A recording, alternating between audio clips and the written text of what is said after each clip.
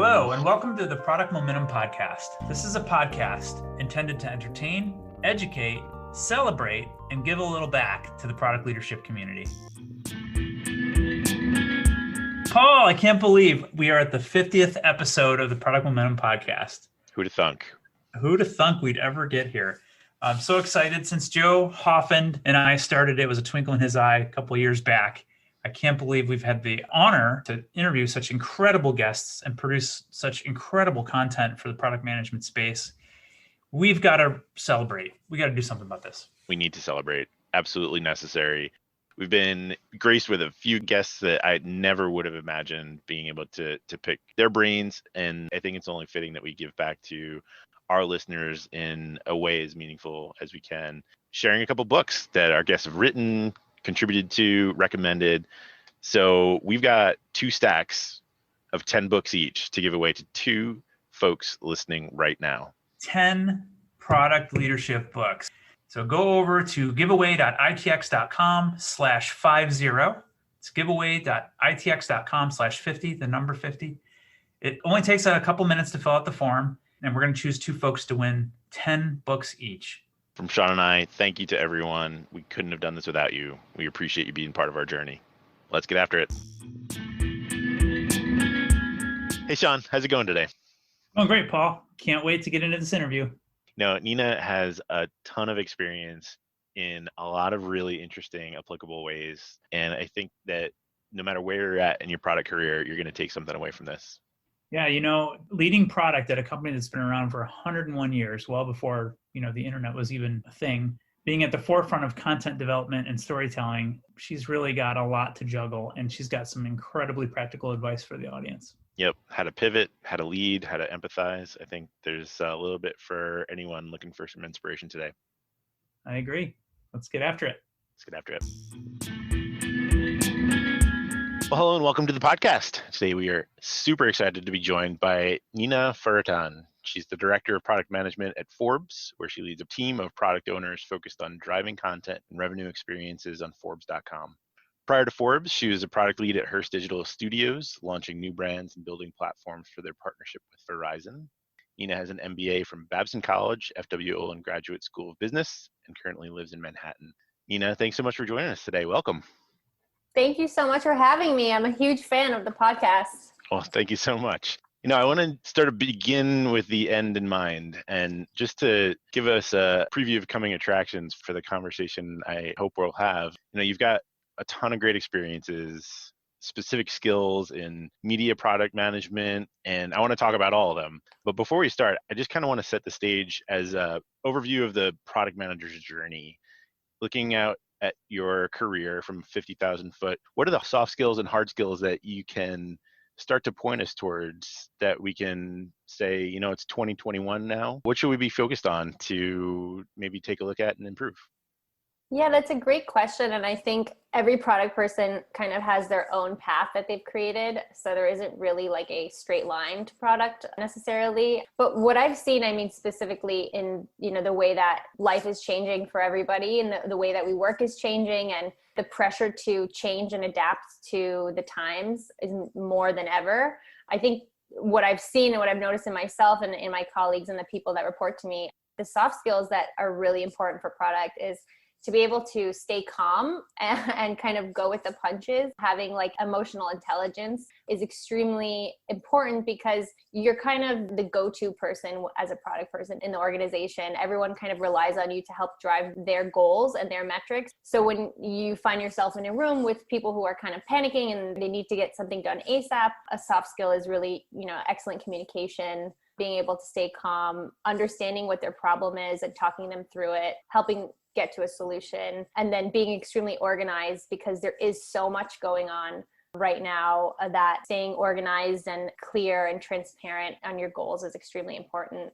And I think tied to that for hard skills are, being able to really cut through the noise and use data that you have available to you to create hypotheses about your users, and then use that to kind of get buy-in. So that's understanding how to use whatever analytics tool your company uses. A lot of people use Google Analytics, and then there's data aggregator platforms that are being used. And then it's how do you read that report? How do you break through all those numbers to actually come to a meaningful hypothesis that you can bring to the team. So it's kind of being a little bit savvy on the technical side as far as data.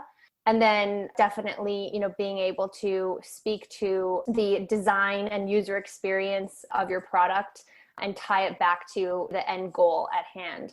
So I think especially in 2021, data is so important, even in a product. You don't have to be a major in data or engineering, but understanding how data is collected for your product and how to synthesize that in a way that people can understand is extremely important. Yeah, you've packed so much into such a short amount of time there. I think the EQ and the communication and organization, along with the analysis, is definitely trending across the board, regardless of the industry you're in. You oversee a team of product managers, right? You're, Yep. Maybe a little bit removed from the trenches a bit, but now coaching people on how to become effective product managers. We pride ourselves at the inclusivity and diversity that we've built into our teams. And I'm curious how you feel about the state of the industry in terms of, representation and equality. Are we making strides, or is there more we can do? I think we're kind of in a great awakening just in general in the corporate world. People are realizing that you can't just leave it be. It's like a very, strategic and intentional mission that you have to have as an organization and as a leader in your company. And whether that's, hiring women or hiring for diversity and inclusion, creating an environment that accepts everybody, making sure that from a HR perspective, like your team members are well equipped when they're interviewing. How do you make sure that you're not getting caught in unconscious bias? We have a lot of training at that in my organization. So I think, now more than ever, it's such an intentional thing. It can't just happen. And you think that it will just happen itself. It's extremely intentional, and specifically in product, because I think a lot of people are coming from other backgrounds, and especially for women, they may think, oh, I don't have what it takes. I need to be extremely technically savvy, or I didn't go to the right school, so I'm not going to get a job at Google, or I'm not going to get the job that I want. And so there's a lot of setting the precedent to create confidence for women in product, and not just women, but other people coming from other areas. They came from journalism. So like even me being like, I'm not good enough to be in product. I can't even imagine being in that world. And so having, someone to look up to or work with to say, no, you can. And these are the things that you should try to build upon, and you can definitely do it, is really important. Yeah. Before the podcast here, I found an article that you had referenced about journalists making great product leaders. Right. Caused me to read the whole article, and it talks a lot about empathy and the audience-centric nature of journalism, right? Yeah. Tell us about how you flipped from being in journalism to being in product leadership. I want to hear that story. Definitely. Yeah. I mean, I think as product people, we're storytellers. And so I think when I graduated college, I didn't know what I was going to do. It was and I'm going to age myself right now, but it was in 2008 when the world was kind of like at standstill, and there was no idea of where, the industries were going to go and grow. So like internet was just starting to kind of become mainstream, and I majored in broadcast journalism, which is local news. And like that was becoming kind of not very lucrative at the time. I mean, it wasn't really growing. And with the growth of digital journalism, it was at a point where like the digital part wasn't built out enough to have a lot of opportunities for career. And then the local TV side of things was kind of stopped because they didn't really know the future of it. So I really had to figure out, okay, well, I studied broadcast journalism. My dream of becoming a reporter like Walter Cronkite or Peter Jennings, Barbara Walters, it doesn't seem like it's going to happen right now. And so I need to kind of figure it out. So I think sometimes, out of pressure, you kind of forge your own path. And the business manager at my station, WHDH in Boston, he said, look, media is a business. Like we have to make money. So we're at the kind of helm of working with our advertisers, and they're kind of owning what we do. And so if you really want to be in media, go figure out how we make money. And so that's how I kind of got into product, because from there I went to business school and I understood, okay, like the content is the product, but then behind that, there's this whole ecosystem that's happening. And once I understood that, I kind of knew I had to be in New York because that is like the mecca of media. And I think really by chance, I came in touch with amazing people that started to see where my skills lied. And I honestly think the reason why I got my first product job was because I was super calm. Everybody was dealing with a really intense environment. And when I came in, they were like, wow, you're just very very calm. Like your energy is what we need. And so sometimes maybe something about your personality that you have no idea, but that is what gets you in the door. Well, I heard you say that your content is your product at Forbes. And so given that context, the content's the product and the digital tools are just the vehicle for that. Is that the way you see the world? I think so. I mean, media publishers are now building internal tools for their writers and their contributors to use. So in a way, like there is a physical product and a lot of people are building them in-house. So we built our content management system in-house. I know Washington Post did that and Hearst did that. So you do have like a product in that way. But when it comes to the success of your brand, you really are only as good as your content is and your ability to get the right content into the hands of your users. No doubt. I have a little different perspective I just want to test out on you. Yeah. Here's what I think. I think Forbes is a company that really understands its customers well. You have a core group of people that you are really creating content for. And you have to have content that resonates, but the real product in the future has to be the experience that you produce for that group of people around that content. I think that's my thinking. Yeah. Going to change because, not everybody wants to consume the content in print anymore. And obviously you've already started to pivot and adapt and build all sorts of different channels for people to be able to consume the content that you produce, podcasts and videos and all sorts of other media. But really, I think at the core of it all is the experience that you produce for that core group of people that Forbes really knows well. I totally agree with you. And I think in that way, like product is not like a tangible thing. It's like the whole experience, the whole package, the feeling that a user gets when they come to your site. Is it frustration or is it delight? Like that is where product lives. I totally agree with you. You touched on that exactly. And it ties into that empathy thing. It's like we're creating emotions like for the users and helping them get through the journey of our site and make sure that there's very little points of contention where they're like, oh, this is annoying and it's not what I want. But yeah, I totally agree with you. I think it's the experience that we're helping build. We're, by little increments of feature updates or new pieces of multimedia on the page. For sure. So Paul, when we were talking before on this theme, like it's amazing to me that all the different paths we've seen back into product, right? Yeah, I mean, Nina, you're exhibit A of just the more people that we talk to, the more we see again and again. Nobody has a product management degree hanging on their wall. Most people that I've spoken to who are successful in this role come from journalism or photography or from sales or from some other aspect of business where they were experts in their field. They became passionate about this thing you were talking about, the experience.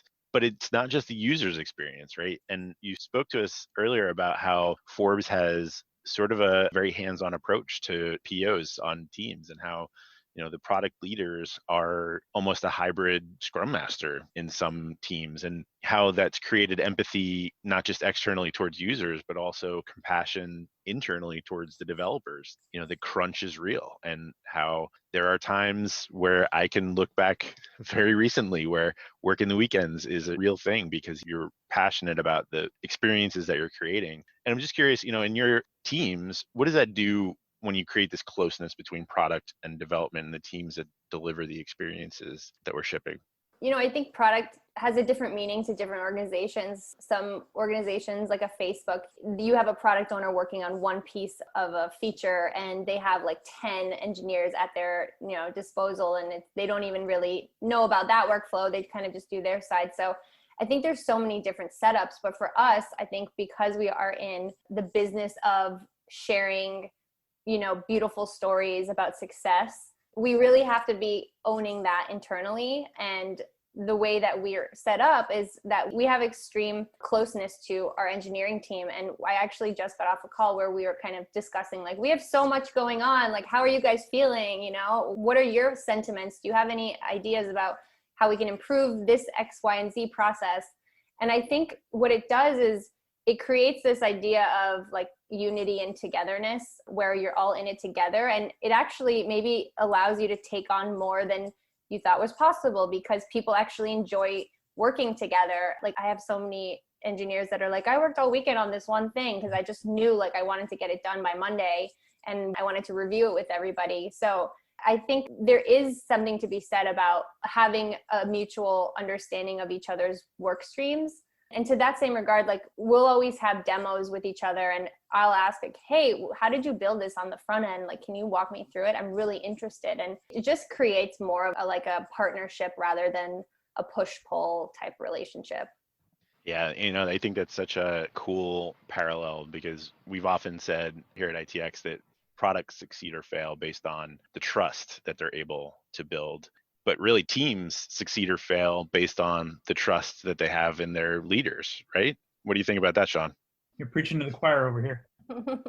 Trust is the foundation, I think, of all product leadership. If you think about it, you have to earn trust from your users. With every new feature that you put out, you have to earn trust from your stakeholders who are paying your team to be there, and you have to earn trust from your team in order to get the best possible products built, and from each other. So it's like foundational to all of the work that we do, for sure. So Forbes is a big name, and based on the reputation that you guys have spent 101 years building, you have a lot to lose. So how do you balance the need for innovation with the need to defend that reputation? Wow, that's a great question. I think it starts with great leaders. Like we have an amazing CEO and an amazing VP of product who they believe that is very important. That is like a core pillar of Forbes. So I think it really has to start from the top down. You can't do it in a vacuum. So I think we're really lucky that is something that is bought in and believed in by everybody. And I definitely think that there's a little bit of kind of hand-holding and a little bit of like walking through certain things across an organization that is that old. We have people that have been there over 20 years, many people actually that have been there over 20 years. I've never worked in an organization that was the case. In media these days, things are like a revolving door. So that is like, you have to respect what was before. So it really all ties back to that, like humanizing your work every day and understanding, like, I know that this is how you guys, really did things back then. And I know the print magazine was really important, but we have to shift, we have to move. And here's why. And I think this is where data comes in, is because if you're working with a stakeholder who has done something one way and now you're telling them to change, you can't really just tell them. You have to show them like, hey, I promise you, like doing it this way will increase, this KPI by X% and it will get you closer to your goal. And so that is where data is coming in these days so much, because you really do have to innovate more like frequently, I think, than ever. And people don't necessarily always love change. And so I think starting from the top down is extremely important. And then having the data to show what you guys think will work is there to back it up, because it's emotional, like it is an emotional thing. People put most of their lives in their work and you're telling them it's going to change. You can't take that lightly, and you really have to respect and honor what was and prove what will be. I think Forbes has a really solid vision. And from what I heard you say, like respecting that vision, respecting where you've come from and where you're going and being aligned on that, and then adding into that the confidence that comes from knowing that you're taking measured steps. Yeah, definitely. Absolutely. And then also being able to communicate that to your users clearly is really important too. So when you're making decisions, aligning to the vision, inspiring the teams, creating a data-driven approach to convince the people who are co-signing these pivots that we're trying to undertake to respond to users' needs, there's got to be a framework for making all these decisions, right? It's impossible to keep the trust in balance, the vision fulfilled, and the data measured all in alignment. And you've referenced the Lean Product Playbook as one of your go-to strategies for trying to make sense of all this. And I'm curious, you've been at the helm of a fairly significant transformation at Forbes. And I think that, in making some of those decisions, you must have had to have fallen back on a framework when you needed to contextualize everything. So I'm curious, how has Lean played a factor in your decision making? And do you think it's as important today as it was when it first came out?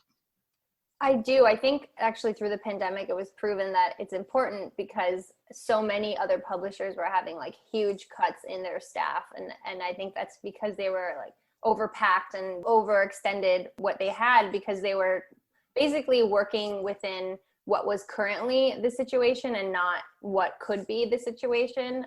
And so I think, on my team and my organization in general for product and technology, we try to not take on more than we can or more than we need. And that really comes down to understanding like what are the high priorities, what is important to us, what are the main things that we need to worry about, and what projects tie up to those core pillars. So a lot of people have OKRs. We have some form of that, but I think that's the most important place to start. And working lean is, making sure that we are creating like MVPs of our products and getting them into a testing bucket. So we're doing a lot of experimentation and proving our concepts. We have 10% of the site that we test on, and that gets us to have a proof of concept before we spend, months and months and many engineers' time building something. And so we have this kind of system in place that allows us to get a lot done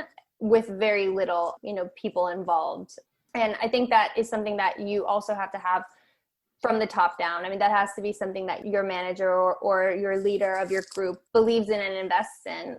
And, product managers as scrum masters seems crazy, but it has definitely been amazing to see our product owners join the team and maybe as an entry level start being technical. And because they're working in writing the tickets and working with engineers, they're understanding the frameworks that they're working with. And so there's an added bonus to that. And then in that case, they can also solve problems and kind of figure out bugs maybe on their own. Not that everyone has to do that, but it becomes a more dynamic role than just, only focus on the product itself and nothing outside of it.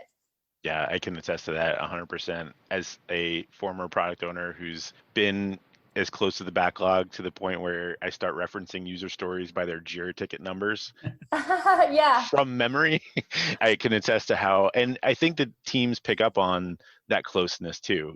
That kind of, it's not just lean for the sake of efficient business. It's also a dependency and a reliance on one another that I'm not just handing this off to you to go to the back room and come back when it's done. I'm invested. I'm part of the process. It actually leads me to my last question that I wanted to pick your brain on a second, in that there is this holy trinity that we've started to conjure up in the product industry called, product living at the center of technology, business, and UX. And I think we've all seen that Venn diagram at this point.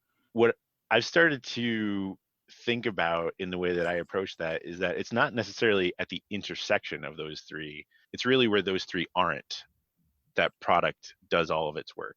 And I'm curious, do you agree with that? Is product in the in-betweens, or is it really a little bit of everything?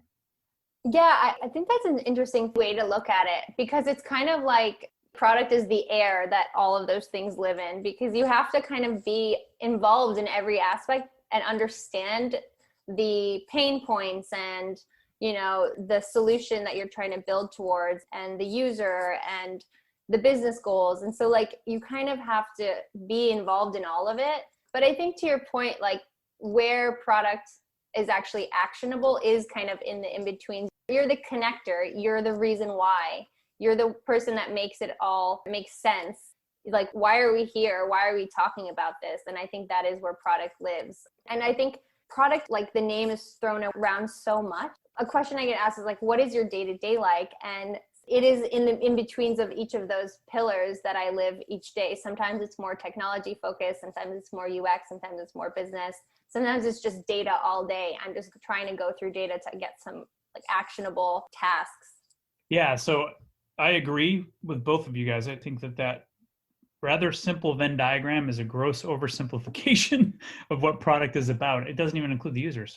I mean, you could argue that the users are inside the business somewhere, but we know our work is really a lot more complicated than that. So one last question for you from me.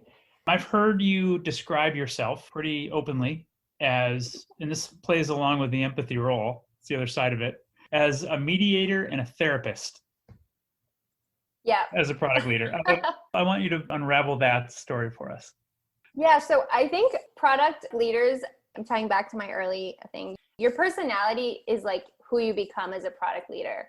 Some people are more data driven and they're the data person, or some people are user experience obsessed. If a line is out of place or a button doesn't work, that is the end of it, and they're known as that. So I think for me, I have become the person that is the fixer almost, like the problem solver organizationally and then also product wise. I like that. Yeah, like I'm often looked to like, hey, we have a problem in this project. Can you like jump in on it and kind of like make sense of things? And I think at the end of the day, everyone just wants someone to listen to them and to hear them out, acknowledge it, and then be like, okay, yeah, let's figure out a solution. And that's even for our users. We have a user feedback email, and we'll get emails like, this ad is really annoying, or this button doesn't work, or, I can't get to the content I'm looking for. And it's like our job to hear that and create a response, And so I think that's where it comes in, where I'm the mediator almost and the therapist. Like, I really enjoy helping people. I enjoy helping people feel good about the work that they're doing, especially now more than ever when people are burned out and they're working a lot more, I think, than they were when they were in person. You kind of need someone to say, hey, I hear you, I see you, let's figure this out. It'll be okay. So I don't know if that's a product thing or if that's a Nina thing, but that has become my thing now. No, I do think it's a very important skill, not just to get people to talk. I guess sometimes it's hard. It's like pulling teeth, getting all the requirements out, right? Yeah. But also, like you just said, when there is conflict, keeping it healthy and getting people to talk to each other so you can get to the best possible result. It's another way of describing therapy, right? Yeah. We actually had therapy at work. Like, we had a couples counselor come in, and we would do therapy a couple of times a month, where it would just be like, I feel, and it was just all like deconstructing how to talk to each other. That's fantastic. So, yeah. All right. I lied to you. I have one more question, and then I'll hand it off to Paul for the final question. If you heard the pod, you'll know this one's coming. How do you define the word innovation? I define the word innovation, and I was waiting for this question, so I'm really excited. I define innovation as making life better, I guess, simply. Just making life better. Simple, concise, and I couldn't agree more. Absolutely.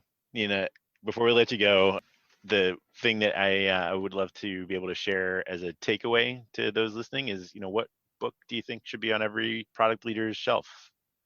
That's a great question. And I have a very unconventional answer because I just read it, and it's Chip Wilson's book. I think it's called Black Stretchy Pants, but it's the story of Lululemon, and it has become my favorite product book just because of the sheer will and obsession of Chip Wilson to create like this perfect brand and the hoops that he's jumped through. And so it's a little bit of a memoir / business book, but the thing that stood out to me that I love about that book is in the beginning of the book, there's a list of Lululemon's like core mission. And that has kind of changed the way that I do product now, because I had to sit down and create like, what's my core mission? And then had to create one for what is like my team's mission at Forbes. And I think that just kind of really sets you up from like a great place to start. A great recommendation. I'm definitely picking that one up. There's a lot to be said for having a team with a vision, having a clear, crystal clear vision, knowing who you're solving problems for and what problems you're solving can drive amazing results. I agree with that. Yeah, it's Archimedes' lever for sure. Thank you so much for taking the time to share your experiences and your insight. It's been a pleasure chatting with you. Thank you so much. Thank you so much. It's been awesome. All right. Cheers. Thanks, Nina. Well, that's it for today. In line with our goals of transparency and listening, we really want to hear from you. Sean and I are committed to reading every piece of feedback that we get, so please leave a comment or a rating wherever you're listening to this podcast. Not only does it help us continue to improve, but it also helps the show climb up the rankings so that we can help other listeners move, touch, and inspire the world just like you're doing. Thanks, everyone. We'll see you next episode.